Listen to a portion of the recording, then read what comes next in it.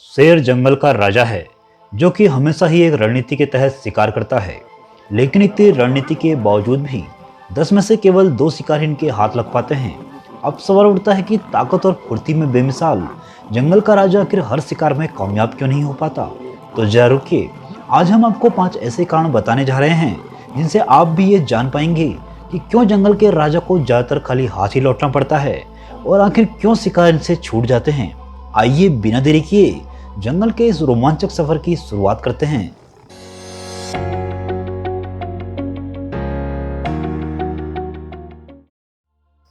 शेर घात लगाकर हमला करते हैं और शिकार पर हमला करने के लिए शिकार के काफी नजदीक जाना पड़ता है। इसका एक बड़ा कारण है इनके शरीर की बनावट। भले ही शेर जंगल के ताकतवर जानवरों में शुमार हों, मगर शेर के फेफड़े और दिल का आकार इनके शरीर के मुकाबले काफी छोटा होता है। इसलिए तेज रफ्तार में ये कुछ 100 मीटर से ज्यादा शिकार का पीछा नहीं कर पाते। जंगल में कुछ और ऐसे भी जीव हैं जो इनका शिकारियां इनके लिए शिकारी नहीं हैं, मगर इनके लिए किसी दुश्मन से कम नहीं होते। पेड़ों पर रहने वाले बंदर और लगून जो कि शेर की मौजूदगी चीख चीख कर बाकी जानवरों को बता देते हैं और शिकार चौकन्ना होकर भाग जाते हैं। यही एक बड़ा कारण है कि शेर ज्यादातर रात में शिकार करना पसंद करते हैं।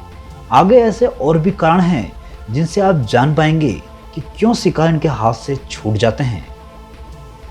तीसरा बड़ा कारण है, जंगल में अक्सर इनका सामना होता है भैंसों के झुंड से। जिस तरह शेर झुंड में शिकार करते हैं, उसी तरह भैंसे भी एक पर हमला होने पर उसे बचाने के लिए आगे आ जाते हैं और कई बार शेरों को हार का सामना करना पड़ता है।